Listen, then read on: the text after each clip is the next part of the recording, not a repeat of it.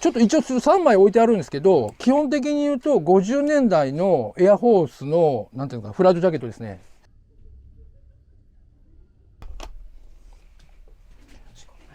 お願いいたします。代々木八幡でアーユハングリーという古着をさせていただいている山口と申します。よろしくお願いいたします。基本的になんか分かりやすさもあって、アーユハングリーっていうお腹が空いていますかっていう簡単なすごいメッセージというか、ともう一つはなんか精神的に飢えていますかっていう、なんか本当に僕はなんか精神的に飢えてなければもう人間としてなんていうか満たされてしまえばもう人間は終わりだと思っているので、そういった意味からこういったなんかネームというか名前というかにさせていただいたんですけども、はい。基本的にはパタンナーって仕事をずっとやっていました。服飾の専門学校を普通に卒業して、大阪なんですけど、でそのまま東京に就職で来たんですけど、でもちろんなんかデザイナーみたいなものになりたいみたいな憧れはその時にあったんですけど、もうその時の段階でもう僕にはその才能がないみたいなことが分かって、じゃあどうするみたいな、仕事をどうするみたいなことの中に、その服を作る仕事で一番携われることがパタンナーかって思って、なりわいは基本的にはそうですね、パタンナーって仕事で、はい、生きてみました。僕は先ほど申し上げたパタンナーって仕事をずっとやってて、服のクオリティとか服の良し悪しみたいなものを多分一般の古着屋さんと違う視点で見てしまっています。でやっぱり服のクオリティとか服の良し悪しみたいなものが何で決まるかみたいなことはちょっとうまくは言えないですけど、服を作ってきた上でここがいい、ここが美しい、こうあってほしいみたいなものをやっぱりなんていうんですかね、自分の中でなんか見えてるものにおいては良しとするというか、やっぱそれがやっぱりなんか古着屋でいくとなんか年代であったりタグであったりとかどういうものであるかっていうミリタリーであるか、でもやっぱそういうところになんか重点が置かれがちで、なんかそれが本当になんか着やすいのかかっこいいのかみたいなことが、その中でもやっぱりなんかそれをなんか踏まえた中でもやっぱり服の構造というんですかねとかかっこよさみたいなものを服を作る側からの視点としてやっぱ持ってなんていうんですか選んでるというか、はいつもりです。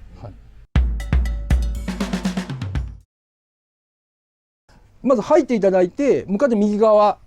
基本的にこのシーズンなので基本的に古着のスウェットであったりとか、メンズ、こっちはメンズのラインになってるメイドカテゴリーにつもりでいるんですけど、基本的に本当になんかプリントのスウェットとかちょっと古いめのスウェットみたいなものが本当になんか需要があるもので、やっぱりこういったものをなんか多くで、あと季節的の、シャツっていうんですかね、メンズシャツ、はいで軽いアウター、はいで基本的にそうですね、ちょっと長いものであったりとかパンツであったりとかちょっと着丈が長いものであったりとか、あとちょっとした厚手のアウターみたいなもので、ちょっとここもストック兼なんですけど、あと T シャツであったりとか、そうですね、ストックの G ジャンダウンジャケットみたいな形ですかね。基本的にはここはアメリカ製がメインになってるんですけど、ジーパン、インディゴのジーパン、あとここがミリタリーパンツであったりとか、ディキーズのパンツ、工場のパンツ、スウェットパンツみたいな、なんていうんですかね、ボトムスでちょっとジーパンとは差別化できているものっていう形になっていますね。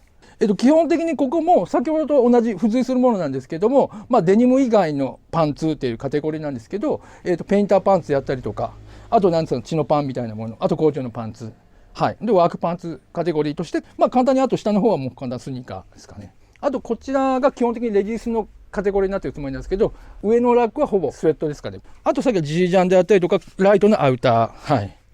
簡単な、あと T シャツ、本当にシャツみたいなものとかですかね。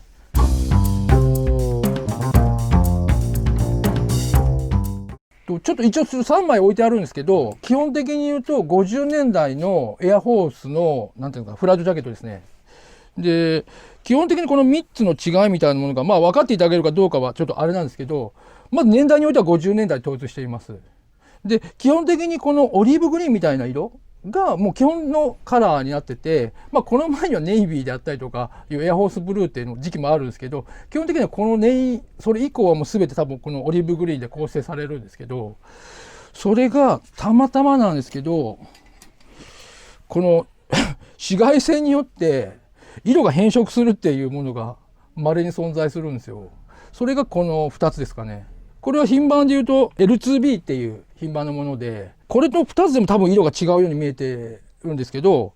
これが本当にめちゃくちゃ変色してるやつで、もうこれが好きすぎて、こことか見てもらえば分かるんですけど、これぐらい変色してるっていうんですかね。ここがなんか露骨に変色してるのが分かるっていうポイントだけなんですけど、でもこれも完全に色が抜けてるというか、色が変色してるというか、で、なんていうんですかね、この変色さがかっこよく感じてしまう、イレギュラーさっていうんですかね。あとやっぱりもう出回らないところとかも好きですし、多分 MA1 を皆さんこれ見た時に想像すると思うんですけど、基本的にまあほど同じではあるんですけど、やっぱりなんかこの古いなりの良さっていうんですかね。まあこのディティールとしても僕がどうしてもかっこいいなと思うこのフラップですかね。通常の MA1 だと多分こういうなんていうんですかね、ラウンドというかカーブになってないんですよね。普通の丸いような、そうです半円というか、まあ状態のフラップがつくんですけど、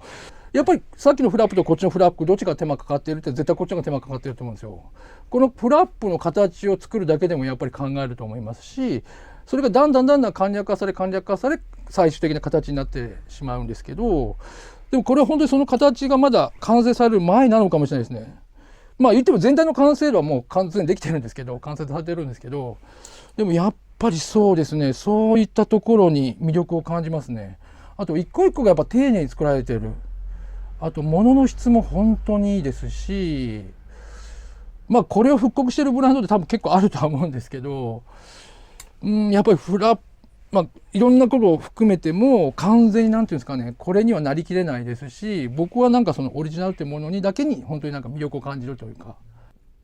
なんか人間っていつも考えてるんですけど、時間はなんていうんですか、遡れないんですよね。遡れないことで、なんてその過去にあったものをなんかノスタルジーであったりとか、そんな感じでなんかかっこよくというか感じてしまうことが結構あると思うんですけど、まあそこになんていうんですかね、付随することでなんか生まれる希少性であったりとかかっこよさみたいなもの、そういったことをやっぱりどうしても古着っていうものは自然に感じてしまう人が多くて、なんか魅力に感じてる人が多いような気がします。